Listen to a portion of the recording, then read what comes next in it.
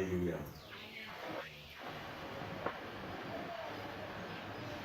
Je crois que le même esprit qui a commencé hier, il va continuer avec nous. Amen. Il y a une portion de chant qui m'a été confiée et je vais me faire le devoir par la grâce de Dieu de travailler cette portion avant de partir. Amen. Parce que le sang est global et je crois que depuis hier, chacun qui a été désigné par le Seigneur pour intervenir pendant cette retraite, faire un effort pour défricher sa portion, pour nettoyer sa portion, afin que, à la fin au sortir de cet rassemblement, tout le champ soit clair et que Jésus soit glorifié. Amen. Alléluia. Donc, comme nous le savons déjà tous, le thème de ce rassemblement, de cette communion, le thème de cette retraite, c'est servir Dieu selon le plan divin. Amen. C'est très important parce que vous ne pouvez pas servir efficacement quelqu'un ou vous ne pouvez pas servir efficacement dans un environnement si vous ne connaissez pas les règles et les principes de cet environnement, comme le pasteur a dit tout à l'heure. Chaque chose doit être faite selon les règles. Okay? On peut parler de sport en général, mais chaque sport a ses règles. Il ne faut pas prendre des règles qui régissent le handball pour aller l'appliquer au football. Je crois que vous serez hors sujet. Nous sommes d'accord? Okay? Donc, chaque chose sont des règles. Et Dieu est un Dieu de principes. Et si nous ne passons pas les principes de Dieu, nous allons obtenir les résultats de Dieu. Et nous le voyons aussi dans quand on vous engage ou quand on vous recrute dans une compagnie particulière, on s'assure qu'on vous enseigne ou qu'on vous présente les principes de l'environnement où vous évoluez dorénavant pour que vous ne soyez pas pris en faute. Amen. Vous savez, le principe de la loi, pourquoi est-ce que Dieu a établi la loi dans l'Ancien Testament? La Bible dit que c'est pas la loi que nous savons que nous sommes pécheurs. Quand il n'y a pas de loi, il n'y a pas de péché. Quand il n'y a pas de règlement, il n'y a pas de faute. Donc, c'est pas la Dieu a établi la loi. Et la Bible dit que les choses de l'Ancien Testament sont donc des choses à venir. Donc la loi était là pour garder le peuple jusqu'à la manifestation de la grâce de Jésus-Christ. Amen. Amen. Okay. Et comme je disais, même dans l'armée, nous avons ce que nous appelons le règlement de discipline générale. C'est un certain nombre de règlements et d'articles qui régissent le fonctionnement des forces de défense et qui donnent à chaque élément, que ce soit officier, sous-officier ou unité de rang, la connaissance, la manière dont tu dois servir. Et les fautes, si tu commets telle faute, voilà ce à quoi t'attends. Voilà la punition. Parce que là, l'armée, on dit que la discipline est la force principale de l'armée. La discipline, sans la discipline, on ne peut pas gagner une guerre. Okay. Donc, en principe, l'armée est l'institution qui devrait être la plus disciplinée. Bien que nous ayons des indisciplinés à cause de la nature humaine, moi je le comprends de cette manière. Donc, nous sommes des indisciplinés parce que nous avons cette nature pécheresse. Et le passage dit tout à l'heure, et j'ai aimé ça, que le péché est une force. Vous avez dit, le péché est une force. Une énergie, non une énergie. C'est une force, c'est une énergie. Le péché est une énergie. Donc, qui que tu sois, ce n'est pas parce que tu vas porter une tenue de la vie qui devient subitement, et comme par enchantement, discipliné, bien qu'on t'ait enseigné la discipline. Dans les centres d'études, on enseigne la discipline, mais pas tout le monde qui est discipliné. Parce que tant qu'on ne se débarrasse de l'énergie crée la dynamique. Une énergie est une source de mouvement. Donc, avec cette énergie, chacun agit selon la poussée de l'énergie. Donc, quand on a annihiler cette énergie, il y aura toujours les mêmes causes vont produire les mêmes effets. Okay? Donc, c'est très important de fonctionner selon le modèle qui nous est donné dans l'environnement où nous sommes. Et Dieu a payé. La Bible n'a rien de nouveau sous le soleil. Il n'y a rien de nouveau. Tous les principes que nous voyons établis, que les gens cherchent, Dieu l'a établi dès le commencement. Parce qu'il est Dieu et il est régi par notre environnement. Dieu est en dehors du temps. Et c'est lui qui gère le temps. La Bible dit qu'un jour est comme 1000 ans pour Dieu, et 1000 ans comme un jour. Dieu fait du temps ce qu'il veut. C'est pour ça que nous, enfants de Dieu, quand nous mettons toute confiance en lui, le temps ne devrait pas être une pression sur nous. Parce que Dieu fait toutes choses pour son temps. Et son temps est le meilleur. Alléluia. Amen. Donc la portion qui a été demandée de traiter ce matin concerne le plan de Dieu pour le royaume. Pour le royaume de Dieu. Amen. Le plan de Dieu pour le royaume de Dieu. Parce que la Bible dit que nous avons été délivrés du royaume des ténèbres. N'est-ce pas? Colossiens chapitre 1. Nous avons été délivrés du royaume des ténèbres et nous avons été transférés dans le royaume de Dieu. Nous avons été délivrés du royaume des ténèbres. Donc il y a un conflit. Il y a un conflit entre deux royaumes. Le royaume du diable et le royaume de Dieu.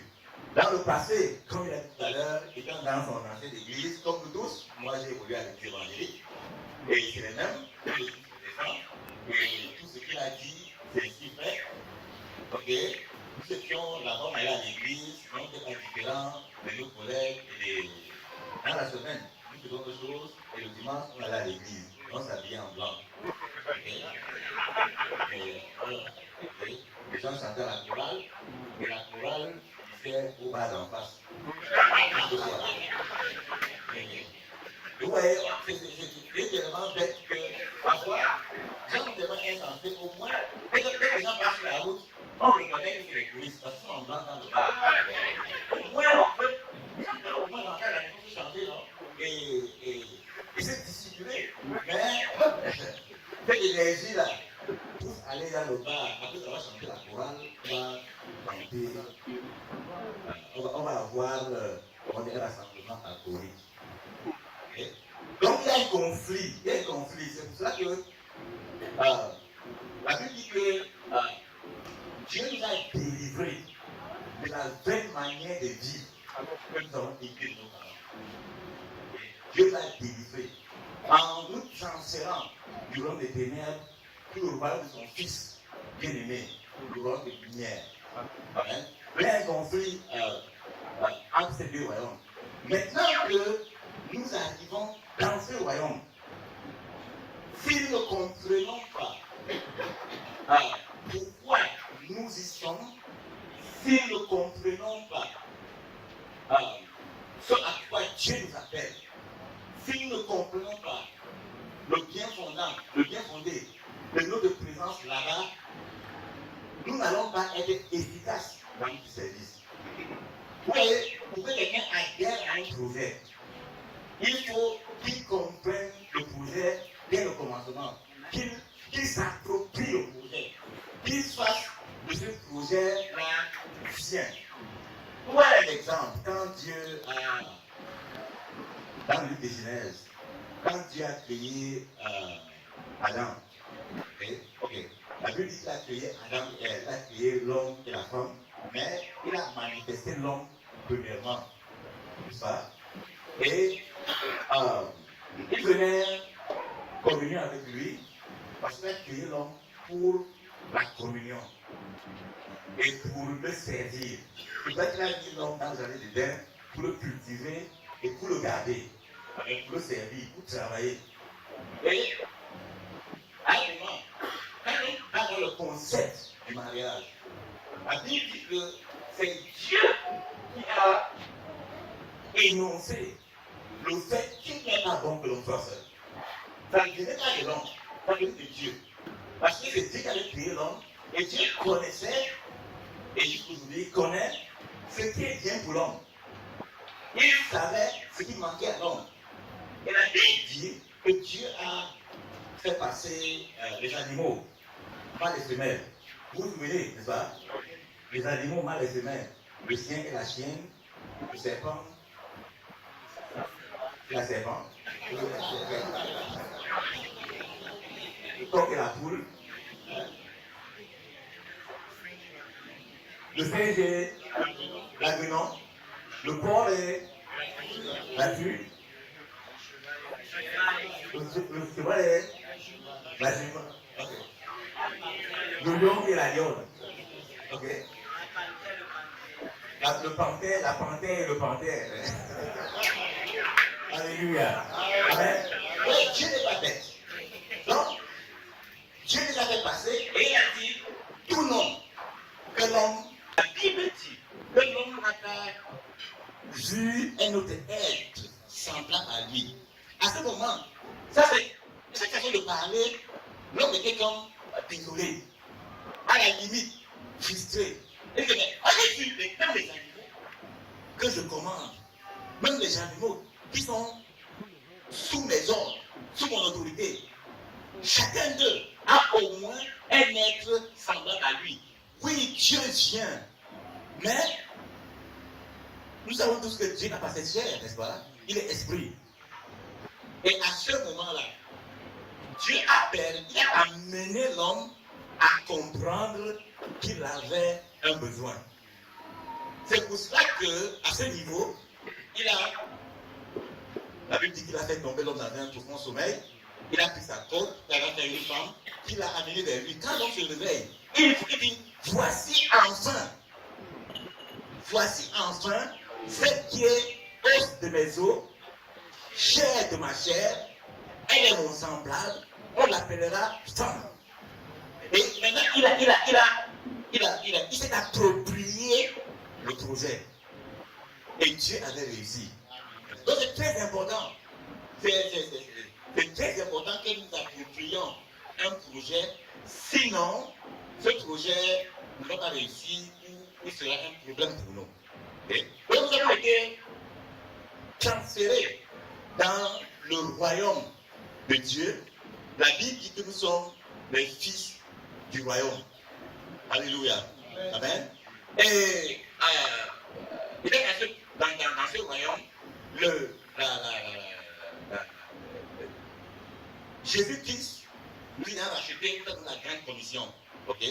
Nous le connaissons, c'est justement le passage. Allez et faites des connaissances des disciples, les baptisant au nom du Père, du Fils et du Saint-Esprit. Mais une chose que je voudrais que nous comprenions, le but principal de la venue de Jésus-Christ sur la terre, le but principal de Jésus sur la terre, c'était de révéler le royaume de Dieu. Il est venu pour révéler le royaume de Dieu.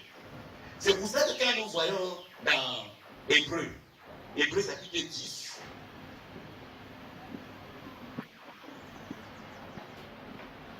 nous connaissons très bien ce passage. Au verset 5, il dit, c'est pourquoi Christ, entrant dans le monde, dit, tu n'as voulu ni sacrifice ni offrande, mais tu m'as formé un corps. Tu n'as agréé ni holocauste sacrifice pour le péché.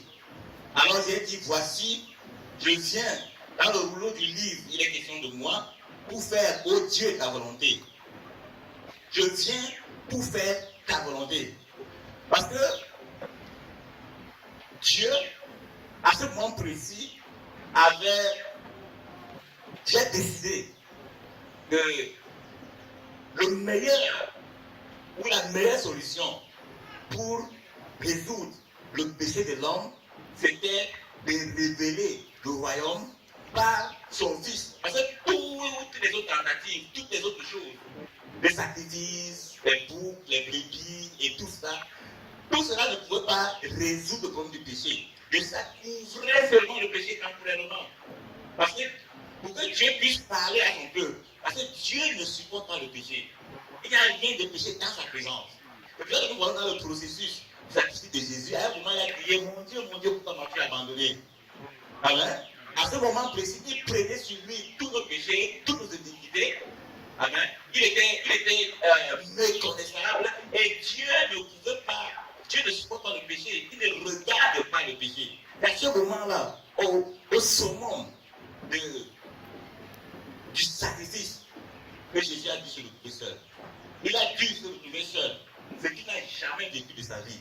Puisque même étant au ciel, la Bible dit qu'il était sur le globe, n'est-ce pas? Il jouait sur le globe, il était béni, les gens étaient à son service, jusqu'au moment où Dieu l'a appelé et dans Hébreux 10, lui donnant cette condition. Il dit, regarde sur la terre, regarde l'homme que nous avons créé avec l'image à notre semblable. Regarde comme il est esclave du péché. Qui peut le délivrer? Rien ne peut, aucun sacrifice, aucune offrande ne peut le délivrer.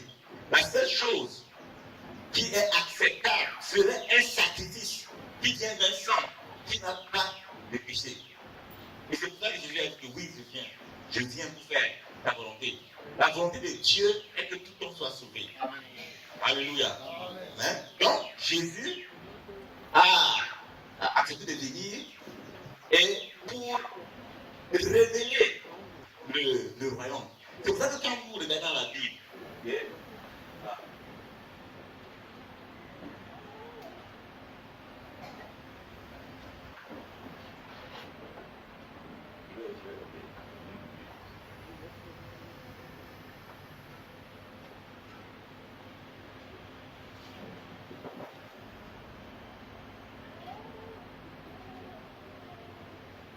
ok, quand nous examinons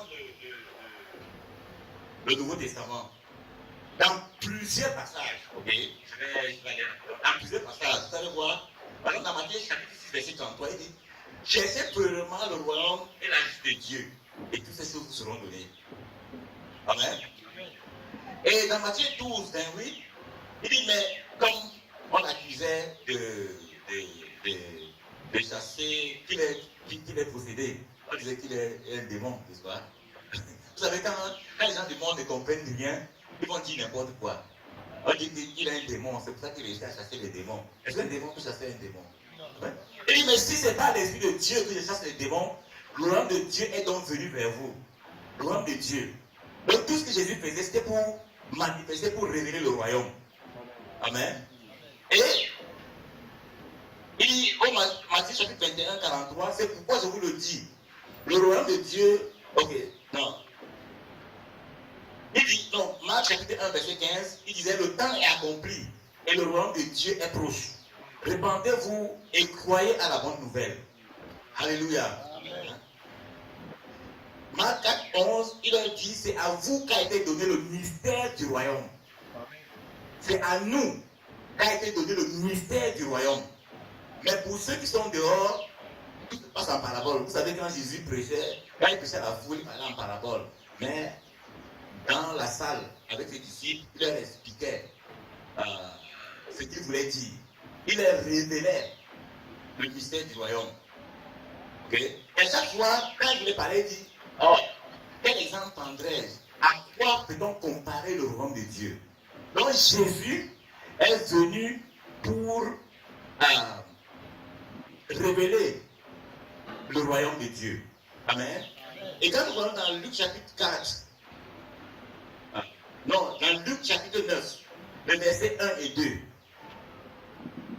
Luc chapitre 9, verset 1 et 2.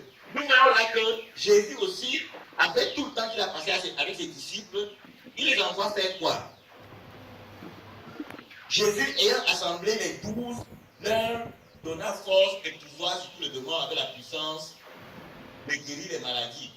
Il les envoya prêcher quoi? Le royaume de Dieu. Il les envoya prêcher le royaume de Dieu et guérir les malades. Il les envoya prêcher. Donc, le centre de notre prédication, qui que nous soyons, doit être le royaume de Dieu. Amen. Je sais que en ce moment, il y a beaucoup de thèmes. Principalement, beaucoup de gens sont lancés dans le thème de la prospérité. La prospérité. Moi, je ne trouve pas ça extraordinaire. Parce qu'en fait, il parle des choses qui sont incluses dans le royaume. Parce que La volonté de Dieu, c'est que nous prospérions. Bien-aimé, je prie, je souhaite que tu prospères à tous égards. Comme prospère l'état de ton âme. Comme prospère l'état de ton âme.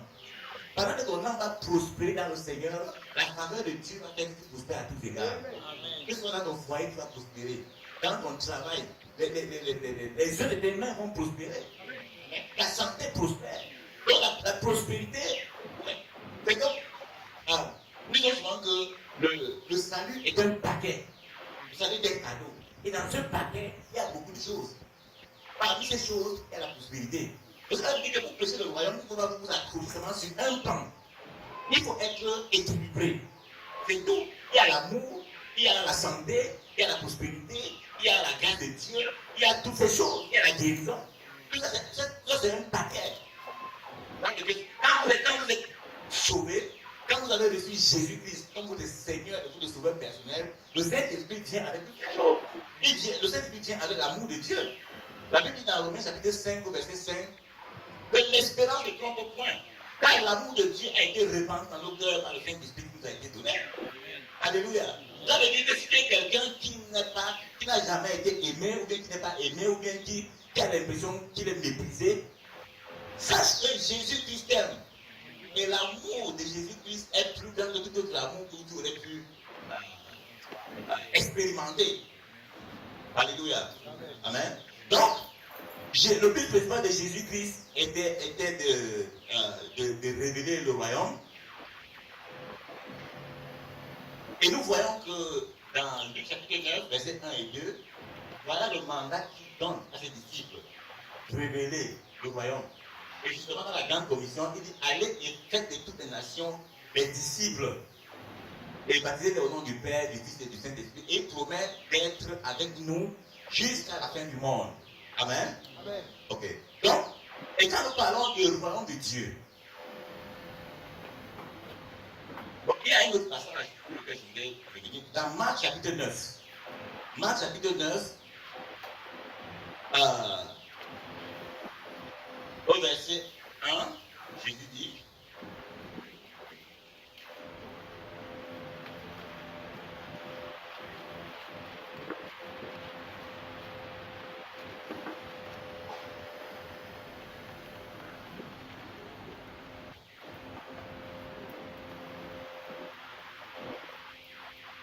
il a dit encore, je vous le dis en vérité, quelques-uns de ceux qui sont ici ne mourront point qu'ils n'aient vu le royaume de Dieu venir avec puissance.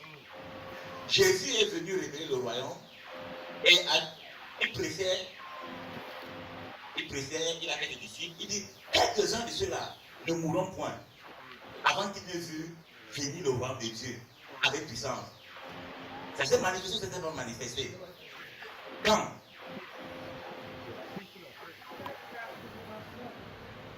le jour de la Pentecôte. Amen. Le jour de la Pentecôte. Parce que les gens ne comprennent pas. On dit, mais Jésus a dit que le nom de Dieu, le nom de Dieu n'est pas. Le jour de la Pentecôte, le Saint-Esprit est venu. Et vous savez que le jour de la Pentecôte, c'est la naissance de l'Église, n'est-ce pas? Que Jésus avait, dont il avait parlé dans Marc chapitre 16. Okay? Jésus a dit dans Marc chapitre 16, verset 18, quand après que Pierre lui est révélé par l'Esprit de Dieu, qui est le Fils de Dieu, n'est-ce pas? Jésus lui dit, sur cette pierre, sur cette révélation, je bâtirai quoi? Je bâtirai mon église. Alléluia. En fait, l'église, dans le grec, veut dire ecclésia. Ecclésia, à l'époque, quand Jésus parlait, il ne parlait pas de l'église que nous voyons aujourd'hui. La manière dont nous sommes regroupés, la manière dont nous avons des dénominations. Non, il parlait du gouvernement. À l'époque, parce qu'il n'y avait pas d'église, n'est-ce pas? Ecclésia voulait dire le gouvernement. Et quand Jésus dit, je bâtirai mon ecclésia, il disait, je bâtirai mon gouvernement. Et quand il parlait comme ça, même les Romains comprenaient. Les disciples comprenaient. Il disait, je bâtirai mon gouvernement sur la terre. Parce que le royaume de Dieu, c'est le gouvernement de Dieu sur terre. Alléluia. Et ce gouvernement sur terre est là pour renforcer la loi de Dieu, pour manifester la volonté de Dieu. Parce que la Bible dit dans le psaume que les cieux appartiennent à Dieu. Et il a donné la terre à qui? Aux hommes. Il a donné la terre. Alléluia. Et donc c'est nous. Dès que tu es né de nouveau, tu es recruté dans le royaume de Dieu. Et maintenant, tu fais partie du gouvernement de Dieu sur terre. Amen. Ouais, c'est avec le temps que nous avons des choses évoluées. Nous avons maintenant des églises, avec des noms, avec des regroupements. C'est bien les regroupements, c'est les regroupements familiales pour que nous puissions grandir. Parce que chaque personne, même naturellement, la volonté de Dieu est que chacun naisse dans un foyer où il peut être entretenu, il peut être pour grandir et être équilibré. C'est la même chose spirituellement. Chaque enfant de Dieu doit avoir, entre guillemets, son église. Une famille où il est suivi. Une famille dont on peut témoigner de lui. Amen. Amen. Parce que maintenant, on entend beaucoup de gens dire que non, moi je suis dans le corps de Christ. Je suis interdénominationnel. Moi, je ne sais pas comment est interdénominationnel. Même si tu travailles dans le corps de Christ, tu dois avoir une base. Tu dois avoir un père spirituel. Tu dois avoir une base à partir de laquelle tu travailles. Et même l'apôtre Paul, quand il allait évangéliser, il a fait beaucoup de choses, n'est-ce pas? Mais qu'est-ce qu'il faisait dans cette à Jérusalem? Il allait voir les apôtres. Il leur rendait compte de tout ce qu'il avait fait. Et les autres lui disaient que non, ici, là, tu n'as pas bien fait, là, tu as bien fait, on t'encourage, va faire comme ça, fais comme ça, fais comme ça. L'apôtre Paul, le plus était orgueilleux parce qu'il avait reçu, je peux dire, il avait reçu plus que tous les autres. Et il avait une capacité intellectuelle. Le lui dit que non, moi, je n'ai pas besoin de Pierre, je n'ai pas besoin de Jacques, je n'ai pas besoin des autres. Non, mais dans l'humilité, parce que l'esprit qui était en lui était un esprit d'humilité. Il rentrait. Donc, chaque enfant de Dieu doit avoir son église locale, soumis à un pasteur, soumis à un père spirituel. Et même si tu travailles ailleurs, ton père spirituel, ton pasteur, doit savoir ce qu'il fait, il doit prier pour toi et te donner des conseils pour que tu sois efficace. Parce que moi, je connais beaucoup qui vadrouillent dans le corps de Christ. Ils montent, ils descendent, ils montent, ils descendent. Et personne ne peut leur parler. Chacun de nous doit avoir, personne n'est jamais arrivé. Chacun de nous doit avoir quelqu'un qui peut le ramener à l'ordre. Parce que tant que nous sommes dans cette chair, nous sommes susceptibles de faire des erreurs. Amen. Vous voyez par exemple, Pierre, après Paul a dû le reprendre durement, n'est-ce pas? Pierre, la Bible dit que Pierre est l'une des colonnes de l'église. Mais l'apôtre Paul ne peut pas supporter son hypocrisie. Et ça veut dire que, quelque part, si nous n'avons pas des gens qui peuvent nous parler, nous reprendre, ok? On continue d'avancer, l'orgueil va nous prendre. Parce que chacun de nous a de l'orgueil en lui. C'est la nature personnelle.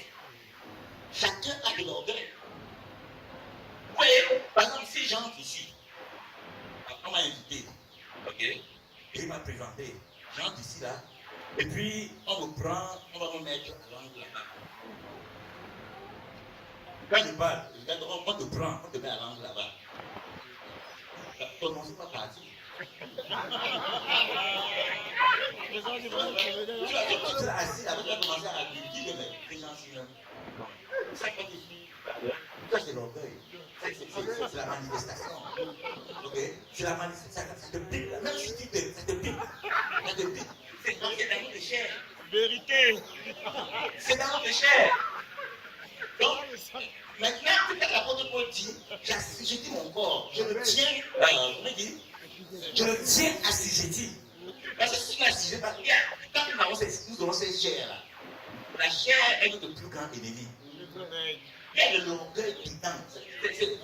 L'orgueil est un des éléments de la semence du péché que nous avons là.